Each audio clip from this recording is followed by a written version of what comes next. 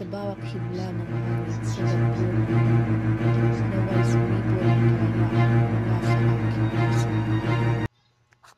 At sa huling alay ng buhay kong walang kapantay, isinusumpa ko sa iyo ang bawat hininga at bawat patak. Kaya paalam mahal na inang bayan, magpakailanmay pag-ibig ko'y magliliyab sa puso mo at sa aking tahanan. Consumatum est.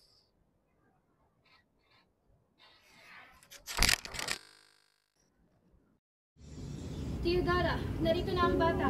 Pumasok ka. Sige pa. Kinagagalak ko. Lalaki ang iyong anak.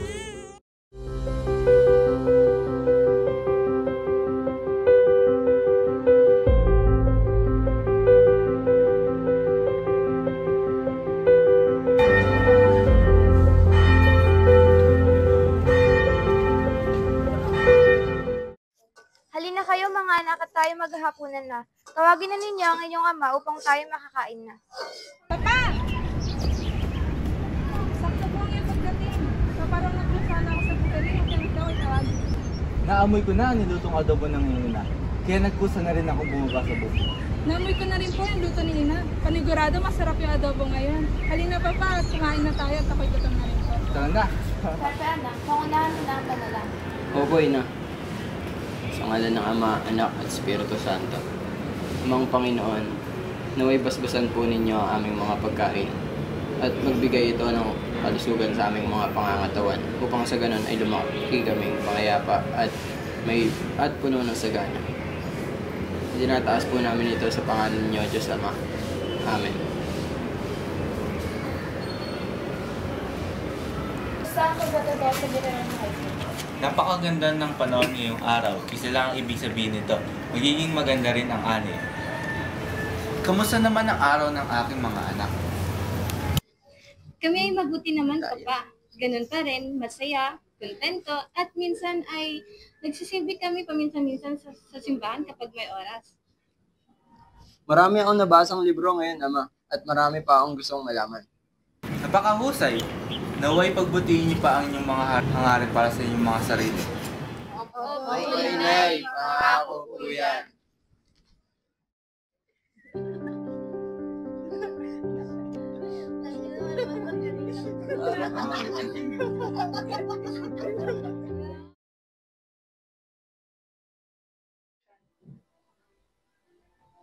Ina, nariyan po pala kayo. Hindi ko po kayo napansin. Paumanhin po. Ayos lamang, Pepe. Ano pong bago niyong ituturo sa akin? Ituturo ko sa iyo ngayon ang Kastila. Darating ang panahon na kapag ikaw ay handa ng maglakbay, magagamit mo ito sa pagsasalita. Ina, gusto pong malaman ang kwento ninyo patungkol sa gamo-gamo. Ito ang aklat, Pepe. Tignan mo kung mabawas mo ito. Hindi ko po mabasa, Ina, sapagkat nakasalin po ito sa wikang Kastila. Makinig ka at aking babasahin. Sinang may gawa ng mga nakakatawang larawang ito? Ako po, Ina. Phil, yung bata. Mula ngayon, huwag mo nang guguhitan ng mga kung anong-anong nakakatawang larawan ang mga pahina ng libro.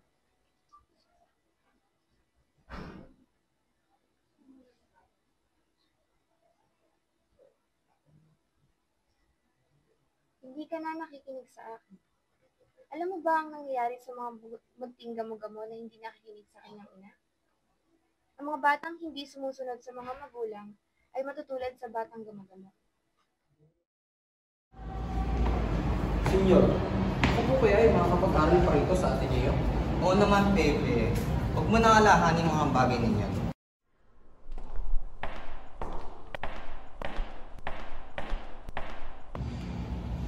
Pasyan! Padre, ikinagagalak kong makita kayo. O siya, hindi ko pinapayag makapasok ang iyong kapatid sa dalawang dahilan. Una, huli na siya sa kanyang pagkuha ng matrikular. Pangalawa, ang iyong kapatid ay sakitin at El Niño es pequeño. Bueno, hindi siya maaari dito. Ngunit Padre Magin, mahalaga ang mga pag-aral sa Jose. Ano ang kaganapan dito? Ito ay patungkol sa matrikular na kapatid ni Pasiano. Oh, ikaw ba ay nag-aaral noon sa Kolehiyo ng San Jose? Ako nga po. Panginoon, sa iyong harapan ako'y malapit. Nagpapakumbaba buong puso at diwa. Humihiling ng iyong liwanag at gabay. Sa bagong landas na tatahakin ko ngayon, ikaw siyang pangalaw ng aking pag-aaral. Ang inspirasyon sa bawat hakbang na tatahakin, naway ipagkalaw mo ang talino at talas, upang ako'y magtagumpay at makapaglingkod. Sa bawat pagsubok, naway di mawalan ng lakas ng loob. Sa bawat tagumpay, naway manatiling mapagpakumbaba. Tulungan mo akong maging mabuting anak at maging ilaw sa aming pamilya at bayan. Sa iyo, Panginoon, tinataas ko ang lahat. Ang aking mga pangarap at layunin, naway pagtagumpayan ako sa Ateneo. Para sa bayan kong minamahal at mga mahal sa buhay.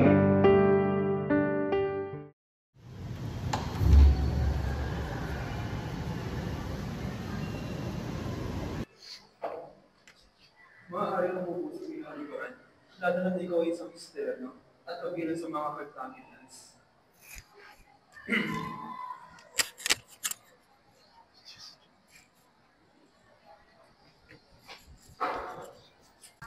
Siguro que no sabían nada de español y tuvo la suerte de tener la oportunidad de estudiar aquí.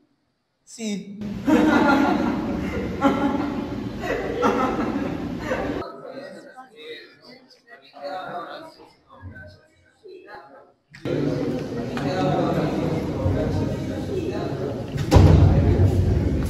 Buenos días, estudiantes. Buenos días, maestro. Matangkad, payat. Sadya ba talaga siyang nakayo ang kanyang likod? At parang laging nagmamadali sa paglalakad. Malalim na mata, matangos na ilong na halos kapareho sa aking nabasa na grip.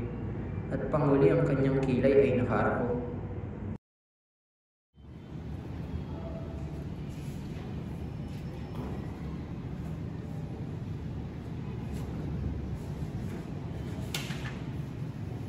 Nais kong ipakilala ang bagong emperor. Bigyan natin siya ng masagawang palakpakan. Jose Rizal.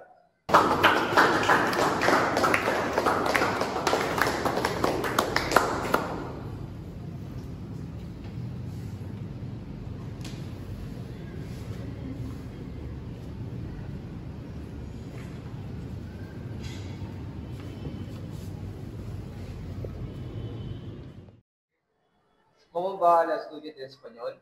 Siguro ko yung tubiya sa area. Ang pagiging emperor ni Salit panandalian lamang.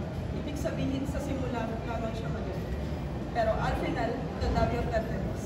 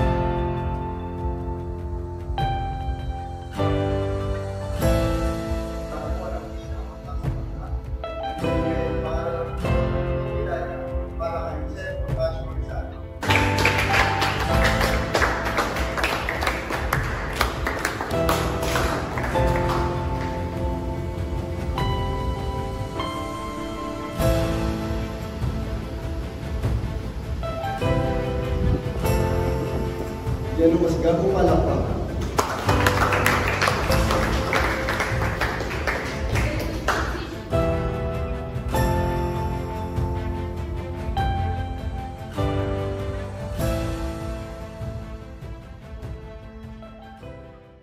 Senyor, ikaw ay may sulat na dumating.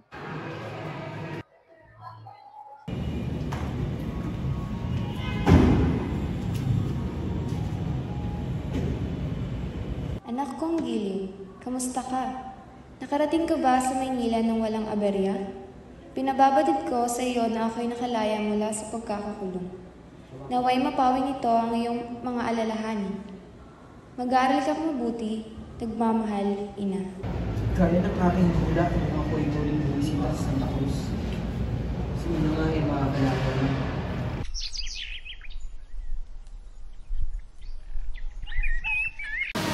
Maganda mo sila sa isa ng Perla. Oo nga eh, pagkakala mo.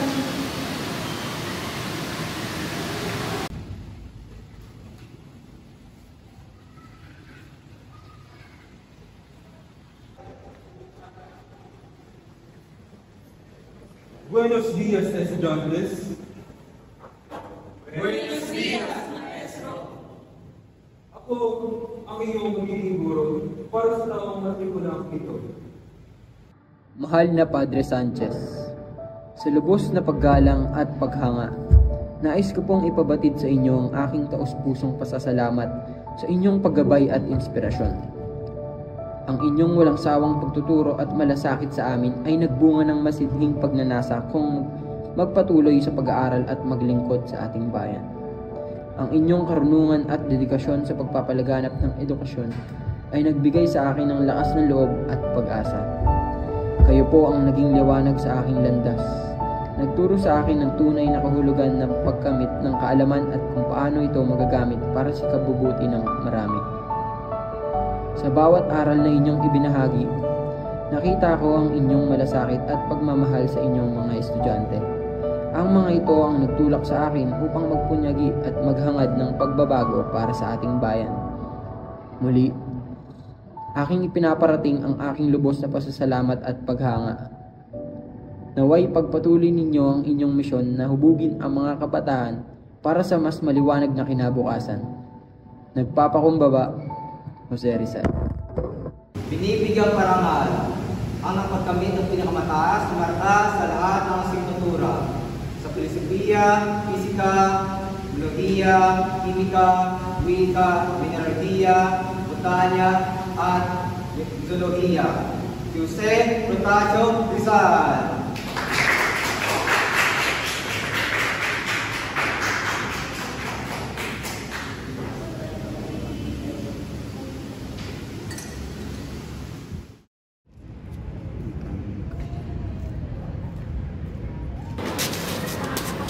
Ayos ka naman ba, Binibini?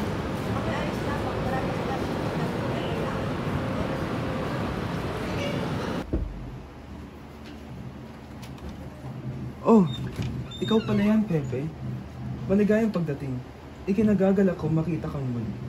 Magandang gabi, Ginoong Antonio. Maraming salamat sa pagpapaunlak niyong tumuloy ako rito sa inyong tahanan, pansamantala. Walang anuman. O siya, halina ka na't pumasok. Ipapakilala kita sa aking pamilya. Halika rito, Pepe. Ipapakilala kita sa aking pamilya. Ang aking may bahay si Sylvester at ang aking nag-iisang at napakagandang anak si Leonor. Magandang gabi, Senyora, at Binibining Leonor. Ikinagagalak ko po kayong makilala. Magandang gabi rin. Hanggang kailan ka rito mananatiling sa aming tahanan? Silvestra, ano ba? Ano yung sinasabi? Disculpa, Pepe. Sa aking may bahay. No hay problema, Senyora.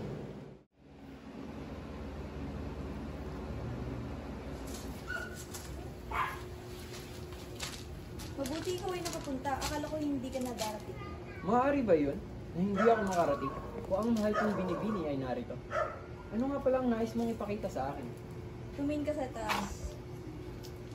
Ito ang paborito kong lugar sa Intramuros. Kapag nakikita ko ang mga bituin, iniisip ko na ganito rin kaya karami ang mga bituin sa hinaharap. At sa tuwing nakikita kita, at labis ang iyong pagpapahalaga sa ating bansa, minsan ay gusto na lamang kitang tawagin Pilipinas.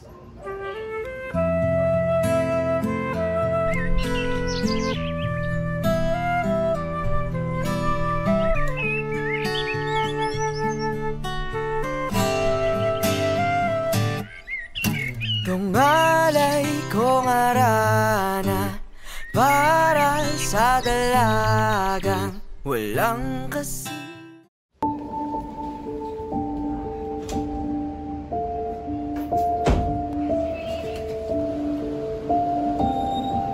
Mahal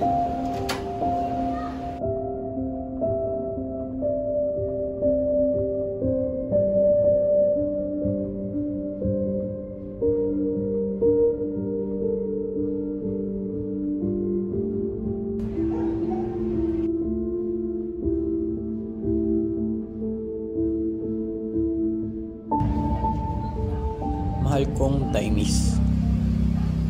Sa aking paglisan, ang puso ko'y tila nahati sa dalawa.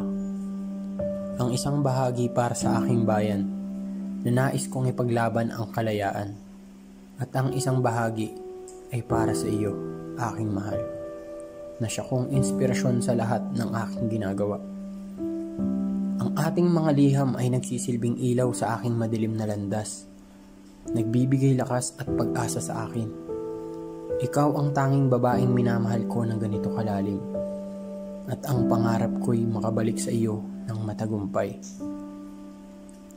Habang ako'y nasa malayo, lagi mong tatandaan na ang bawat hakbang ko ay para sa ating kinabukasan. Mahirap man ang mga susunod na araw, ipangako mo sa akin na maghihintay ka. Paalam, aking Taimis. Ngunit ito'y pansamantala lamang. Magbabalik ako, dala ang pag-asa para sa ating bayan at ang pag-ibig ko sa iyo. Magpakailanman. Jose. Jose, mahal kong Jose. Ang aking mga magulang ay nais akong ipakasal sa iba. Ngunit hindi ko siya mahal. Ano ang gagawin ko?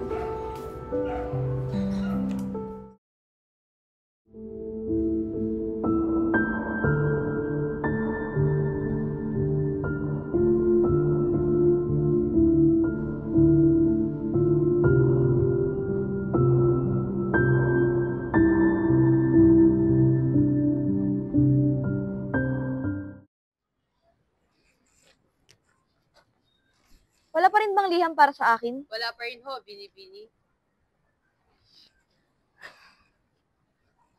Leonor, hanggang ngayon ba hinihintay mo pa rin si Jose? Hindi ka na mahal noon, may mahal na siyang iba na nasa ibang bansa. Hindi totoo yan, ina. Mahal ako ni Jose. Alam ko at ramdam ko po. Kung mahal ka, nasaan siya ngayon? Niliham, wala siyang ipinapadala sa'yo, naghihintay ka rito. Alam mo, mas mabuti pang makinig ka na lang sa amin ng ama mo. Mas may kakilala kami na maaari kang ipakasal. Ngunit hindi siya ang mahal ko. Si Jose lamang ang mahal ko. Mas makakabuti siya para sa iyo, Leonor. Kumusta, anak? Ama, pakiusap. Alam ko pong alam ninyo kung saan ang tahanan ni Leonor. Nais ko lamang po siyang makausap. Jose Protasio, hayaan mo na mamuhay si Leonor sa piling ng iba. Pinili mo ang landas para sa reforma ng bansa. Ngunit mahal ko siya, ama. Siya ang naging inspirasyon ko sa aking pagbabago. Ngunit, kung mawawala siya sa tabi ko, paano na ako, ama?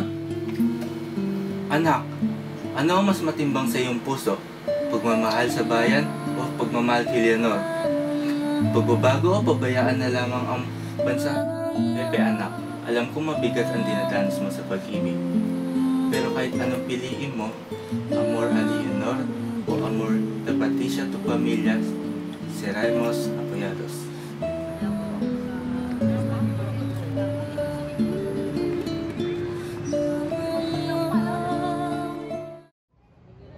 Kailangan nating ipahayag ang ating mga hinaing.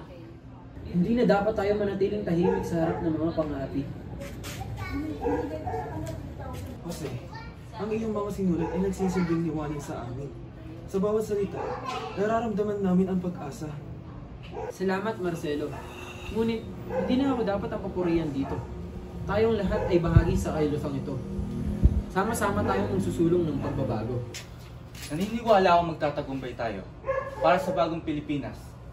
Para sa bagong Pilipinas. Kailangan nating palaganapin ang La Solidaridad. Ang bawat issue ay dapat makarating sa Pilipinas at saksapot nating mga Kastila.